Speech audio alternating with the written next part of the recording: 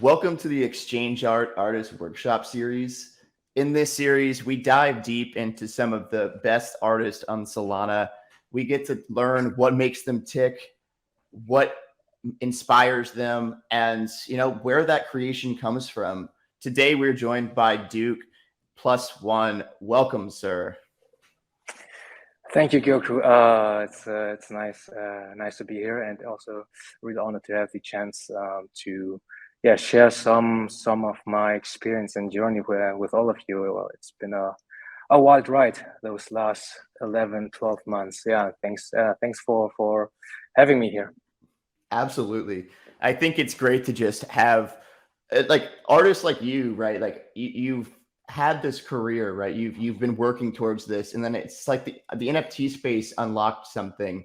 I want to go back before NFTs, and it's where did being an artist first start for you, right? Like where did that love start, and then where did it turn professional? So that's a good question. So the art that I'm doing right now is I think I started this whole digital art thing exactly 1 year ago, and I wouldn't say that I've been always being a professional artist. I saw this like an hobby, and well, I've been interested in art since childhood in a subconscious way, and I've been always drawing and painting and created tons of fan arts back in high school. And during the time, there was this art and community platform called DeviantArt. And during this prime back then, I stumbled on digital art in, I think, around like 2008 or 2009. And it was also the time where I started to crack. I'm not sure if I'm allowed to, if I can say that, not that the company is going to sue me, but yeah, there's like this one main tool for digital artists, photographers, and so on. And yeah, and furthermore, I got more interested with all these tools that they had, and got into graphic design in general. And yeah, slowly but surely, I started to get nerdy with poster design, compositions, typography, during art college. And yeah, and after graduation, I started to become a graphic design freelancer. To make a living out of it. But my passion for illustration and art has been always be on fire, but I never had the time nor the commitment to pursue that kind of professional career until I found about crypto art and NFTs. That's really awesome. So you were in like kind of the more graphic design side of things, and then the crypto space kind of unlocked and enabled that artistic side to come out more. Yeah, so growing up in a like a very Asian traditional conservative environment, my parents, they wanted that I should succeed like in another career, like become a lawyer or a doctor or something like that you can make money, and not with comic books, art, or painting. they are relating this with like jobs that you're doing it on the streets and so on. And yeah, and I thought, okay, I made a compromise with my parents. Okay, I'm doing like graphic design, and they're like, "What is graphic design?" And yeah, graphic design. And my father was like, "Hey, are you architect?" And my mother, "Are you fashion designer?" Well, yeah, exactly. Love that. Yeah, but this year, as I mentioned, this artistic vibe in my deep down in my heart has been always been there until I discover like digital art in the crypto space and NFTs. That's really awesome. Where and how did you discover NFTs, right? And it sounds like you realized pretty immediately, like, oh, I should spend my time there. But like, how did you stumble upon like this whole world? Well, that was not a easy decision to jump right into that space that I'm like doing right now, like in the past few or several months. So that might be a long story. So it all began in 2020. It was the time where I was quite lost, and my business as a freelancer weren't working that well, and all of my projects and commissions got canceled due COVID and lockdown. And I started to doubt if this design path was the right thing for me. At that time, I lived with my flatmate Stefan. Shout out to him, a very tech geeky and super smart friend. And he told me about crypto art, NFT, and tried to explain me the whole smart contract, blockchain technology, ban of that. And I was like, literally, why should people buy my JPEGs? They can download it, screenshot it, and like I was really doubting. Like I also had like no clue, but over time I started to get the idea of the digital ownership. There was this one marketplace on Ethereum called SuperRare, and it was still like 2 or 3 years ago. It was still small back then compared to its current prestigious state right now. So I applied and I got accepted, and I thought, okay, easy peasy, and now I can sell everything what I have, you know. But you have to know, like 3 years ago, my style was very different, and I minted literally everything what I had without knowing how to engage with the community. And I didn't have Twitter back then. And during the time of lockdown, my bank account are getting drained because of zero income. And I made myself a big pressure that this NFT and crypto magic money income should work. And I was literally alone in this space. I had no clue how important it was to engage with the Web3 community space. And I thought it's like eBay, upload and wait. Yep. Yeah, and so I was very impatient. So after a few months, I stopped being active and doing NFT and crypto art, and I had like a total mental breakdown with the whole COVID and lockdown situation. But I would assume that that this was also like a bit of a life-changing moment or a new chapter for me when I took all of my courage to go to therapy and started to date myself for around 2 years to work on myself and also on my art, without any pressure to fulfill something. I've learned so much about myself during that time, during my therapy. And I made like 1% of mental gains every day. It sounds like nothing, but if you stretch it, that in the span of 2 years, that's over 200%. That was my biggest personal correction and a comeback, to be honest. And so I started without any expectation to step back into the Web3 space, I think early 2022, and to start like on a smaller chain. And I found out about Solana and its uplifting art community and started to observe the space for a while until I made some genuine friends. I had really fun just to hang around with my magic internet friends. And at some point I dropped my first art pieces. That's so awesome, man. It's really inspiring story, and like I think one that's really relatable, right? Like that time was so hard for so many, and like I feel like so many of us thought we were on a certain path before the pandemic hit, and then we were forced with this reality, and then we found a new path that is like so fulfilling, right? It's like we go through those hard parts, and then now I feel like it's just so fulfilling to be able, like you said, magic internet friends. Like that's better than magic internet money sometimes, because you're not alone anymore, and it's really great. Yeah, it is. I mean, like if something crazy is going to happen, like imagine crypto is going to zero, like at some point, what we don't believe, but what we still have are these friends and these connections that we made in those couple of months or years, and they will stay. And this is what I really enjoy. This like I totally see this is our main utility in this art scene. Absolutely. And I think what's so cool and like what we're seeing happen is there is like artists that have found themselves in Web3 are now starting to realize like, hey, I am an artist. Like I'm going to start doing all of the art things, even outside of Web3 crypto. How do you kind of view that? Like I've seen that you've done a bit of that yourself, like getting involved back into, the deviant art side of things, and like all of the Web 2 and if you want to call gallery world, like Web 1, like, how do you view getting back into that from starting as an artist more so in Web 3?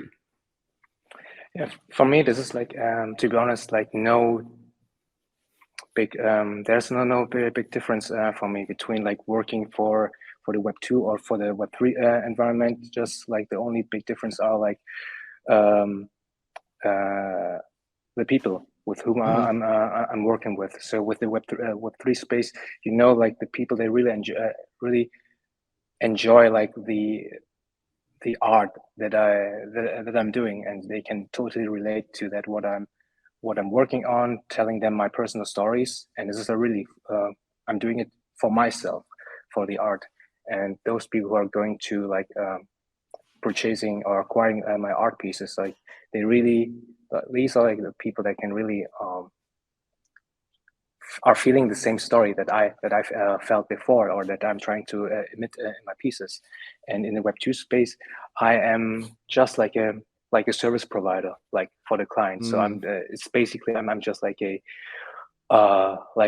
creative tool that can provide specific kind of services, and this is also fine. But I also realized in a couple of in the last 3 or 4 months of no, not months, years of working in this Web2 space, at some point it's not fulfilling. You're asking yourself, do you want to like move like those pixels for corporate or commercials for the next several 10 or 20 years? So I doubt it. And this is in this space, the Web3 space, like where I can like not move my pixel forward, backward for my clients, just for myself. This is like the most fulfilling thing ever. And I'm trying also to bridge the space between the Web2 and Web3 space, because this is like a long-term strategy, or like a view that I'm looking for. This is going to be a thing that those two creative worlds are going to coexist in somehow. But it needs like a lot of time and awareness and education. I like that you don't have like that pressure on yourself, right, to immediately onboard, because it doesn't work that way, right? It's like it's a slow process over time. So I really like your kind of outlook on that, because I know so many artists get stressed out about that. They're like, oh, I have to bridge all of my worlds together very quickly. And it's like, just let it happen, like do what you do best, which is creating. And then naturally your worlds kind of come together with a little bit of intention, which is, I think, much more manageable long-term, like mentally too, to think of it that way. Yeah, I mean, like, this is not our task to try to convince or to force everyone to jump into this space. Like if there's like some people who are really genuinely really interested to get into the space, or how to become an artist in the Web3 space, then I'm welcome them with open arms. Because back then, when I was alone in the space back in 2020, I really wish that I could knew someone also, maybe in real life, who could guide me like through the to the Web3 art space. And yeah, this is what I'm looking forward to, acting more like a Web3 art ambassador in the future. I think it's like really great that you found that mission, right? Like oh, okay, now from what I've learned, I want to bring that back into the world, and teach people from my experiences. That's why we are really excited to have you on here, especially like get people who listen in get to pull little bits of your story and your path into what they do, which brings me really well into this next question. And going back and like looking through your catalog of works, it's so fun to see the way that your style has like progressed and changed. You mentioned this earlier a little bit, like with your super rare works to now the works you're creating today. Talk a little bit about finding that voice and like finding the artwork that like speaks most to you, because I think that's a really fascinating story. Yeah, the style that I have right now. So, as I mentioned, I had like a different style back then, but during the therapy, I use art as a kind of like a personal diary. I try to translate my emotions and thoughts with abstract shapes on a piece of paper. And my therapist asked me at first, like, "Hey, Duke, how about um, try to find words or some lines for your thoughts, like on a daily basis." that should be my routine. I was like, oh man, dude, I'm not a good text writer. I can't do this. So I was struggling like the first 1 or 2 weeks, and then he mentioned you mentioned, hey, you had like your hobby was painting, drawing. How about that? Try to visualize your emotion with that. And I'm like, let's give it a try. And yeah, and over time I was experimenting with shapes and added more elements like colors to give my emotions multiple layers. And at some point I tried new compositions, and my graphic design heart started to get back on fire, and I added some samples and music into it, and I really felt from time to time more comfy with my new developed style. And my main personal motive is always to translate emotions and my personal inner storytellings to the audience, feelings and thoughts that I can't describe in words, rather in shapes and Right. tunes. Yeah, it's really cool, like watching kind of this evolution. I'm looking back at your super rare works, and it's you still see some of those same elements and like that core who you are, right? These really amazing shapes that end up filling up the space. I love this piece, Swim High. I think that's my favorite piece that's on super rare. Just because it's like portraying those emotions that are extremely difficult to put into words ever, and putting it into some kind of magic like this, it's really special. Yeah, appreciate it. Thanks. Yeah, it's I think these kind of characters are all shapes that I'm doing also since like the style years ago. I think they have been like part of my life since childhood, since kindergarten. I think I've been drawing these kind of characters since ages. Yeah, it's like some people use like really sharp lines, and I think you use these curves so well, Yeah, right? Like that's like one of your like standout features, in my opinion. yeah, yeah. There's like these kind of I don't know, like how should I It's describe almost these like a kind of lava lamp, yeah, lava lamp, exactly. People are asking, hey Duke, you should, if you ever do like 3D, you should like do, or you should produce like a lava lamp It has that lava kind lamp of merch. vibe for sure. Yeah. What's cool, and something I've noticed, and I don't know if this is intentional or not, but the work that you've done on Solana has almost these like very hyper digital colors. So it feels like almost that you came back and you were like, okay, I'm going to lean full on into this digital world, right? Like these are colors that maybe could not be printed as well as they can be viewed on these screen displays, these digital displays that we're all going towards, whether that be a phone, a computer, or we take it to the next level and we go to these display screen technologies. Yeah. Talk a little bit about that, because I find that fascinating. So I grew up like when I was studying at the fine art fine art college. We were used to really we had to learn like the traditional printing techniques, offset print, screen print techniques, and I was kind of like very addicted to these kind of special colors. Like if you're going to like do like a digital print on a CMYK, the print looks like nothing compared to RGB or to a digital screen, and and animation is something that you also cannot print as well. But still, I have like this kind of a love of different like printing techniques, and especially like poster art, poster design, and I've been very influenced in classic poster art, like European or poster art and design culture.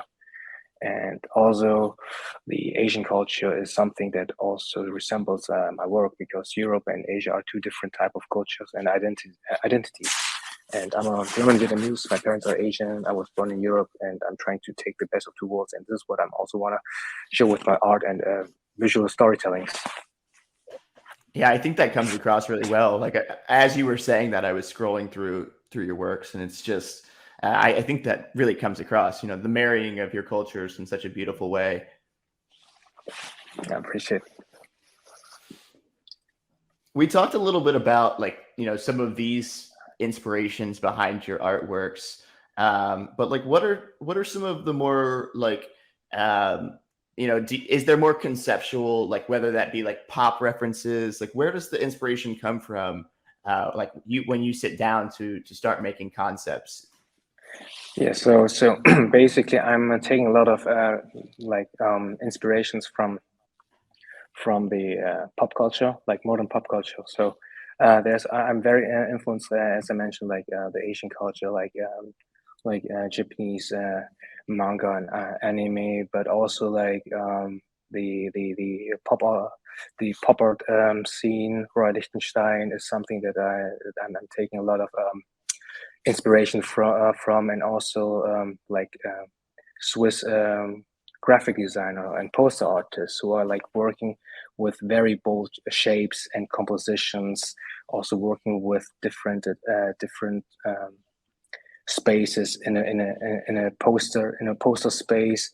And this is like something cool because as a poster artist, you only have like a limited space how to fill the information. For example, a poster designer should like fill in the informations, put like a photo and picture, and try to make it interesting as possible for potential audiences who are going to buy tickets for these events and venues and so on.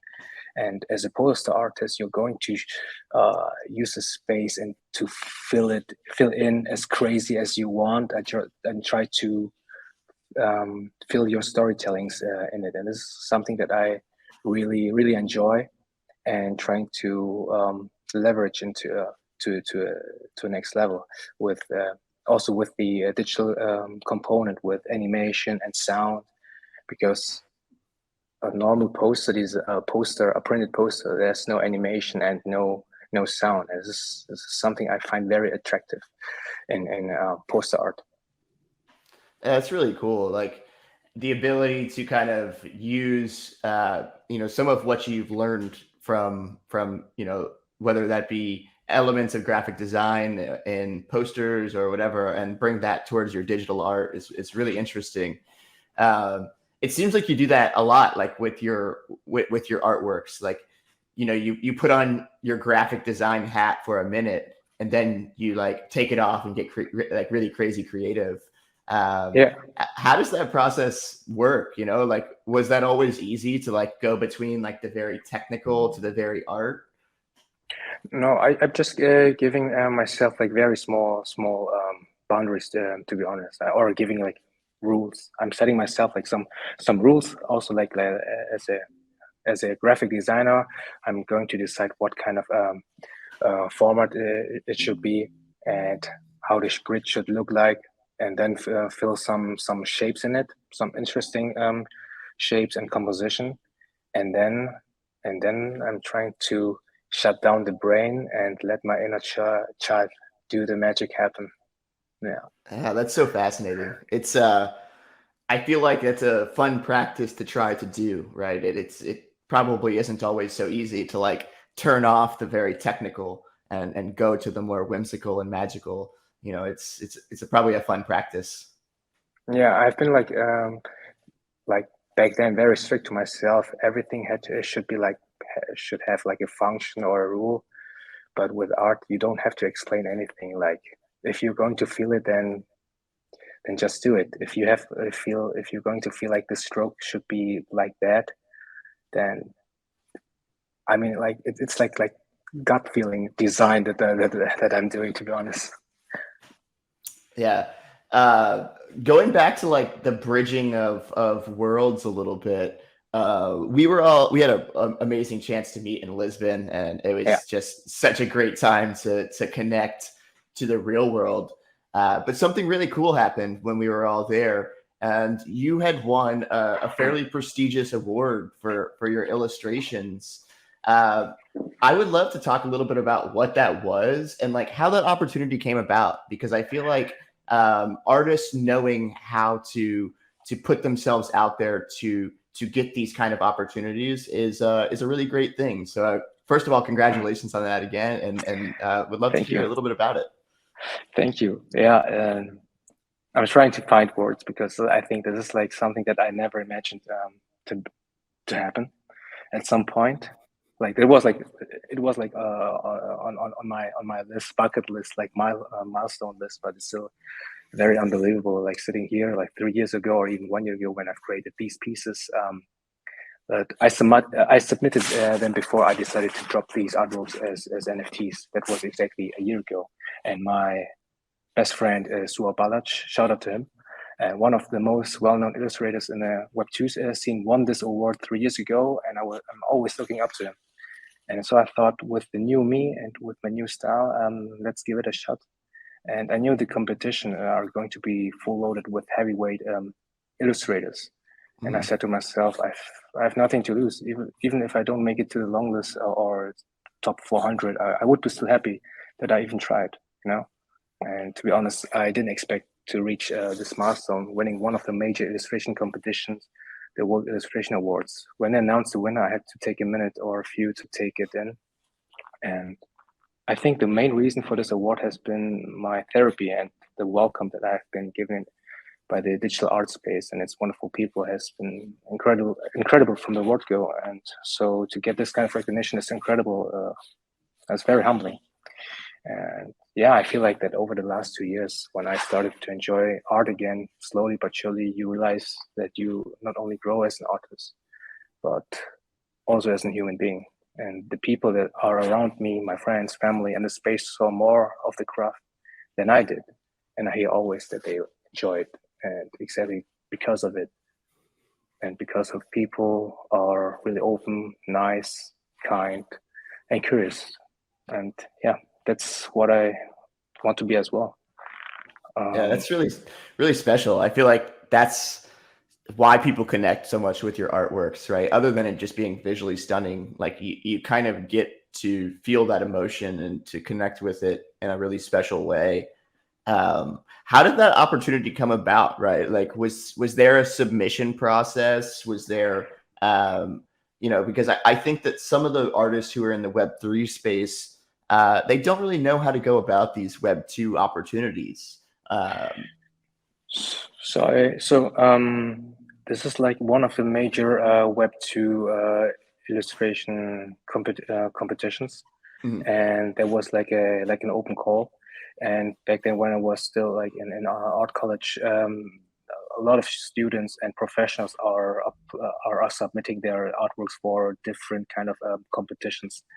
And I never had I never was committed or to submit my pieces. I think the one big reason was when I was like a student, you have to like pay like a submission fee, like I don't know, like $100. And for me, it was like, oh man, this is a lot of money. No, I don't do no. I rather like spend the 100 monies for something else, for video games or stuff like that, than for some recognitions or for potential chance for recognition, because I knew, okay, this is like the world of creatives are so huge and crazy and talented. Why me? And yeah, and after therapy, I was also talking with some friends, and they said, oh hey Duke, there's an open call, you're like, it could fit for you, like illustrations. And I thought, yeah, why not? And I said, okay, these $100, it won't hurt that much, so let's see where it goes. And then it happened. So and that $100 is a bet on yourself. Sometimes you got to bet on yourself. Yeah, no, it was worth it. It was worth it. No, I'm very happy. Like, I think it was like the best investment ever, I would say. That's so cool. It's really awesome, man. And I think that, like, as creative people, we tend to underestimate ourselves. Like, we tend to underestimate what we do and the power we have as creators. So it's amazing to hear that this journey of like learning to trust yourself. It's like, let me just go for it. Like, worst that happens is I don't win, but I made something I was proud of anyway, and I put myself out there. And I think that's a really special message for creators to grasp. It's like, just try it. Yeah, I think so too. Well, if I wouldn't be so committed to myself or to my craft, I think I wouldn't be standing here or talking with you all about this and all about this journey that happened. No, I'm really thankful for that, for sure. You just nailed the word that I was going to next, which is craft and improving your craft. What would be 3 tips that you would give to creators looking to really like take the time to level up their skills as an illustrator? I think number 1 would be curious, like getting inspired. This is very essential, I think, to try out different things, like go out, go to museums, read a new book, go to a field trip somewhere, or even try new food. And I think a craft can spin out of finding some unexpected bit of inspirations. Maybe I'm just saying that because it's just an excuse for being a foodie. Like I really love eating. I love trying out new food. No, but I can see also like I'm a big fan of like the different art cuisines.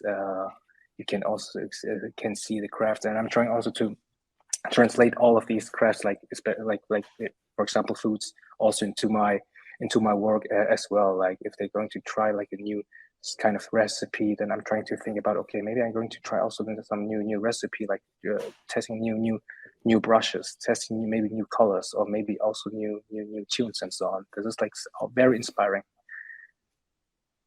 I think that's really great. Like just being curious, I think is super important, right? And having fun with it too, right? Like if you get too stuck into your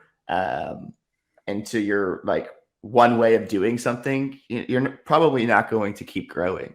Yeah. So if you eat every day fast food, it can be boring. So I would say just try something else, or maybe also try to cook something new and get new inspiration. Absolutely. I think this is an interesting question for someone like you who has experience in the art world from the graphic design side and now has done amazing things outside of that as your own artist. But have you learned anything new from releasing your art on Solana and specifically on exchange art? Like, has there been any lessons in that? Yeah.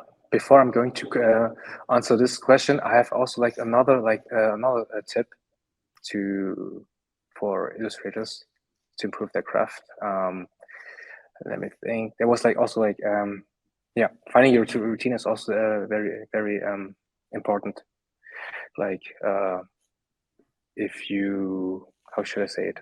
Like find your routine. Like even it's like daily practice or doing your daily researches, it can be hard to take your practice or routine to the next level. But it can help if you create yourself a daily challenge over time, and then maybe over time you'll find a tiny flame you really enjoy, which can evolve into a creative wildfire. Yeah, that would be like my second guess. Like find your routine is very important. And then also like with all of this, being patient. Number 3, like don't expect too much. Like finding your craft within the next few weeks or months, that won't be possible, or that was not possible for me. No matter how long it takes to find your own style. For me, it took around 2 years, and I'm usually taking things very slow. And there's no recipe for coming up with a signature style, or just have to, I would say, you have to keep creating, and then you start to notice patterns. It's a try and error. Maybe you look back to the past 500 errors and realize, oh, that one error you did is quite amazing. Yeah, really amazing. And then you keep researching it. At that point, you will realize that you have been evolving that much already. Yeah. I think patience is something that so many people forget. Like the space seems to move so fast, but us as creators, we don't have to. Like our minds can't move that fast. Like you have to take time to sit with with what you're making. And I think like every time you do anything, you learn a lesson, whether that be like for illustrators, every time that you're making a mistake, photographers like myself, like we go out, we take thousands of terrible photos, and inside of there's those ones that we wanted to capture truly. The patience is a lesson that I think most people need to take. Is just slow it down. Yeah.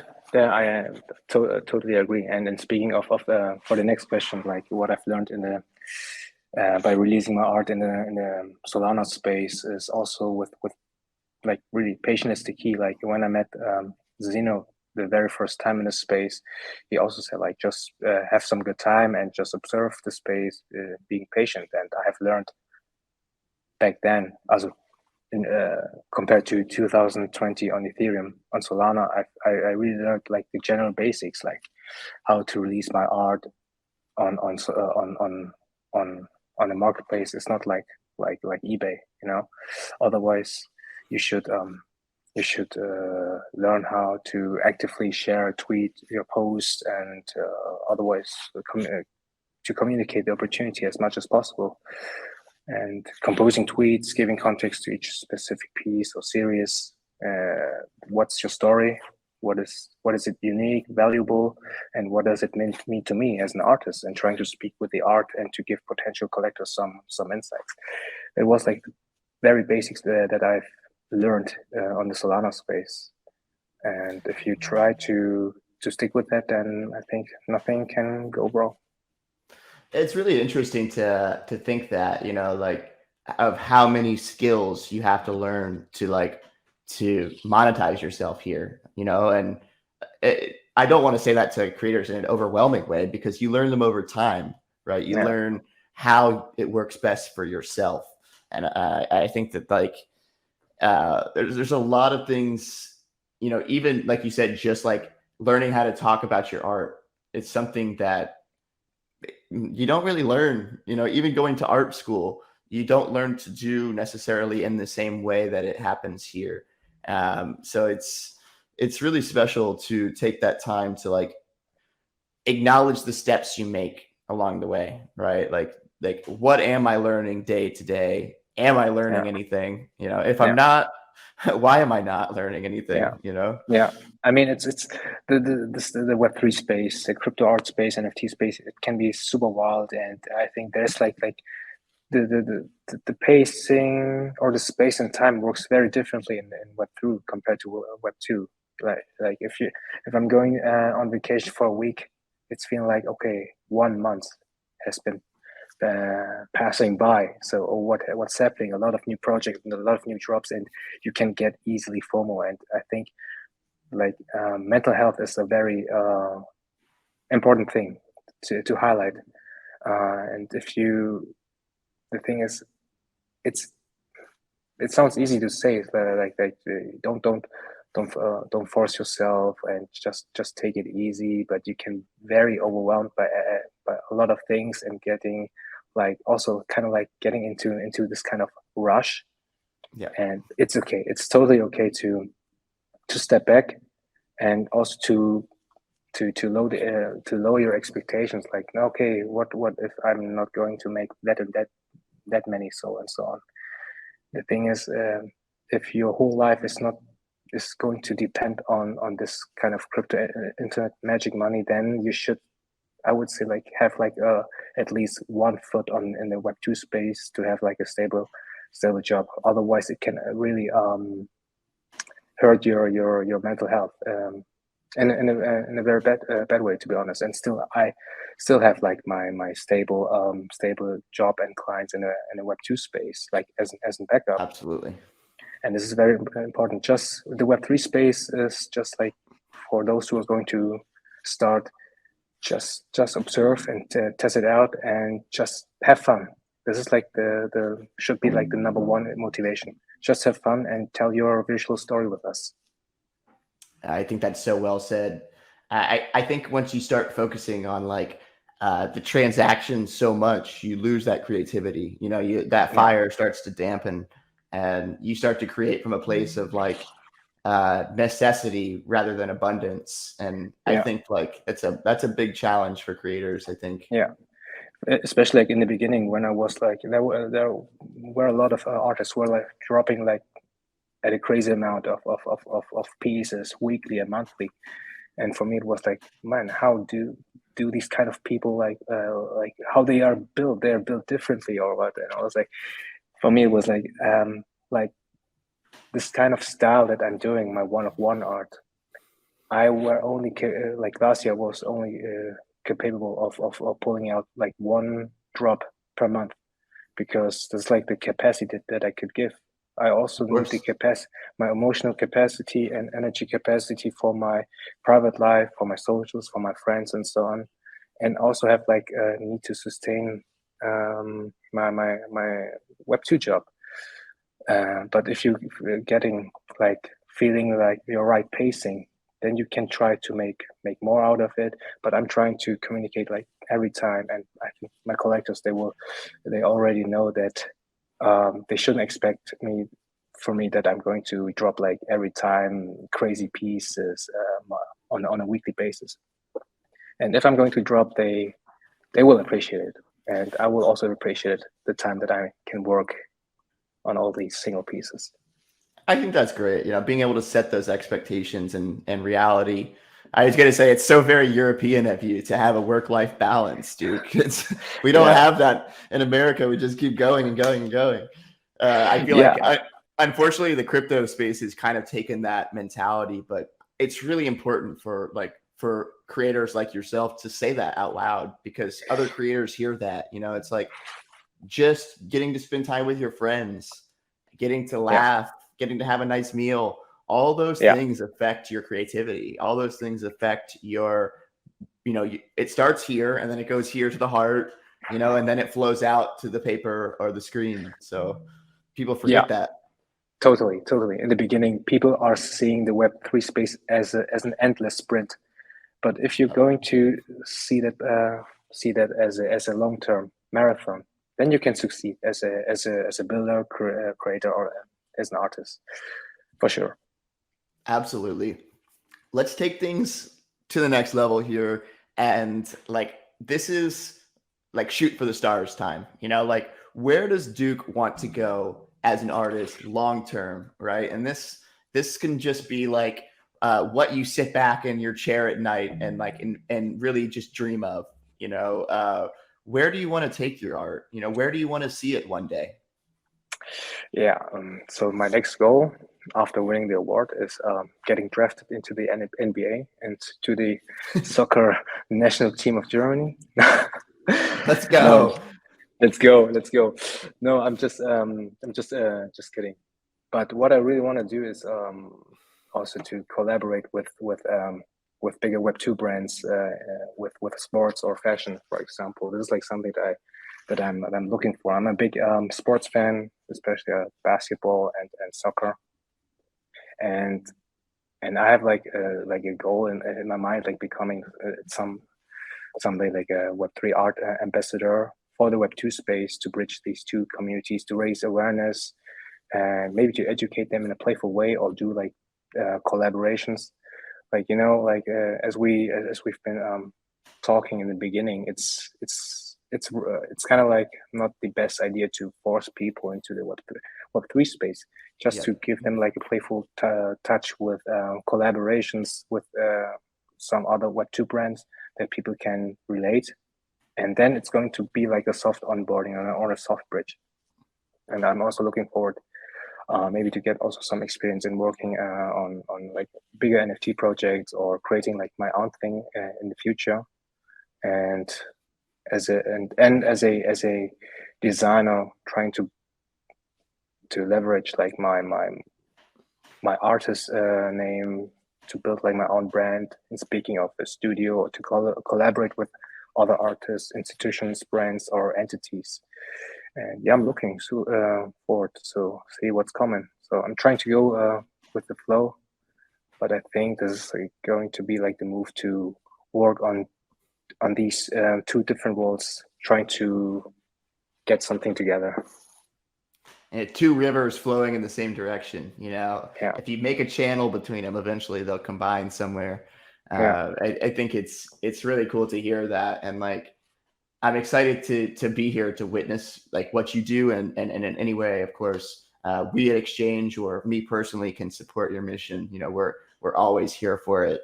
I think can't wait to see like the inner graphics on a soccer match. I'm ready to see some Duke graphics on there. Like nice. I can Yeah, envision it, man. I would love to have you in my soccer team. Yeah, if I'm going to make it one day I'll as a wear the striker. headbands. Yeah. I was a pretty good Or sweeper once upon a time. oh really? I didn't used know to play that. soccer a long time ago. I didn't know that. Yeah, I'm Maybe not so athletic now, but I need to get back into moving. maybe we should change it. Maybe we should change it. Maybe we can let's Yep, hop on a sport career, soccer career. I would love to let's create the first Web3 soccer team. let's Yeah, do it. Let's do yeah. it. I'm ready for it. The Eggman. The That can Eggman. be our logo. Yeah, yeah. It would be cool. Would be cool though. That's amazing. Yeah, this has been so fun, man. I want to take things before we end it to just like what's next for you in the short term, right? Like I really love that you have this emphasis on not forcing anything. And you can keep this as broad as you want because I think not forcing things is amazing. Yeah.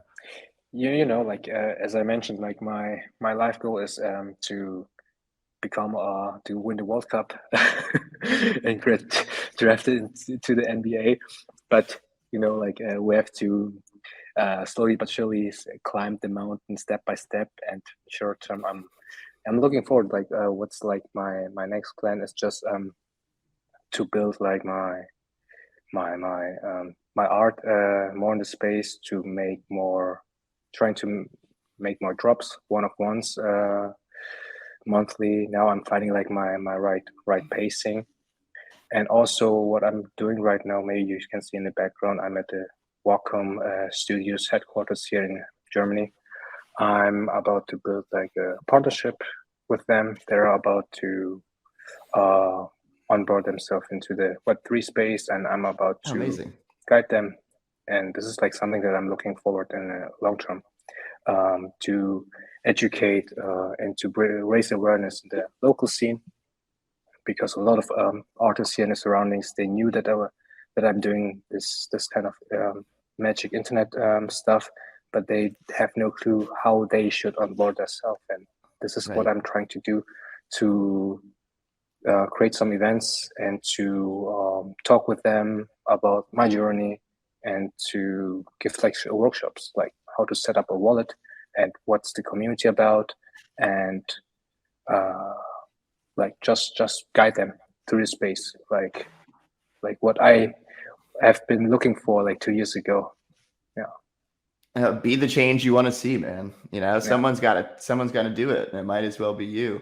And I think it's really great to like demystify this, because when you look in from the outside, it's like, what is going on? Like, I don't want anything to do with that, especially these days. Like, yeah, so it's great to have those people who can come in and add this like dose of like reality. Like this is, yeah, sure, totally. there's all of this grandiose exists, but like here's Yeah, a bit of like the reality behind it. yeah, yeah. I'm looking forward to where it's going. And as I like mentioned before our interview, I'm looking forward to raise this awareness in Europe, or in general in Germany. There are a lot of in the surrounding. There are a lot of very talented artists, but they don't have this kind of like knowledge about this whole Web3 space, and it just need like some beers, and I think they will they will, I think there's going to be a shift. For me, it was just like about like uh, a quick small talk and the idea about like the NFT and the digital ownership, and then I was good to go. But still, it still needs a lot of kind of like a education and a And a couple space, beers. and a couple of beers, yeah. And for the non-alcoholics, a couple of lemonades. Yes, Yeah, yes. That's so cool, man. I can't wait to see what you accomplish there with this mission of yours. And like we said, like we're always here to support however we can. I know of a couple of German creators who have some gallery connections as well. So would love to connect you guys after this. And yeah, that would be awesome. That would be awesome. I was last week in Berlin. There's I would say like the biggest NFT scene in Germany. So yep. they are getting bigger and bigger. But the thing is, I realized a lot of other artists in Germany, they don't have like this kind of the capacity of time or finances to travel like every weekend to Berlin. And this is what Yep. I thought, like if I want to have this kind of community as well, I don't want to bring them into another location. I'm trying to build a new community in my surroundings, in my location. This is like what I'm trying to do right now. You know, it's the same thing that happens here in the States. You know, everyone thinks that you have to be in New York, LA, or Miami in order to be in these hubs. And in fact, you're missing so much, you know, like so many more creators are in the middle.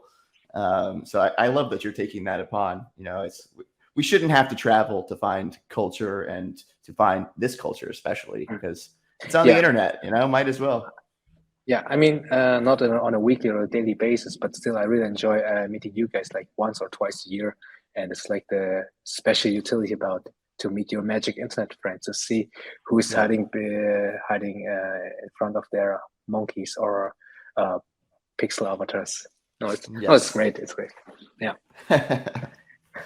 Well, man, this has been an absolutely incredible conversation. I really appreciate it. You know, it's like these conversations I think are so special because you get a little bit more than you would on Twitter Spaces or on just like a Discord chat or something. You know, you get to like really hear and see like what matters to an artist, and you know, you get to pull a little bit away from that. So really appreciate you spending your time with us and you know, taking some time away from creating to talk about what you do and where you want to go. No, I appreciate. No, likewise. Thanks for having me, and looking forward what kind of magic we're going to do in the future, and hopefully to see you very soon again, and also in real life, maybe NFT NYC. You'll see me there, sir. Nice. Yeah, I'm already here. I'm waiting in New York. I just wait all year for it to come back around. Nice. I'll be in 2 weeks. I'll be in Ho Chi Minh City, Hacker House. Oh, amazing. Yeah. Amazing. Definitely let us know how that goes. We're excited to see what's going on. I've loved watching the hacker houses grow. I'll let you know. I will send you pictures, especially mainly that 90% will be food pictures for sure. Please. I really love Vietnam, so I'm pretty sad that I can't make the trip out there. You get to eat the best food ever for like the cheapest amount of You can reconsider it. Like in 2 weeks I can be your guide. You know, translator. For the soccer team, I might have to do it. All right, let's go. It'll be an expense. Yeah, let's go. Like FC Egmonts versus national team of Vietnam. Let's go. You got to start somewhere, man. Yeah. Appreciate it. This has been so amazing, and yeah, we'll chat very soon.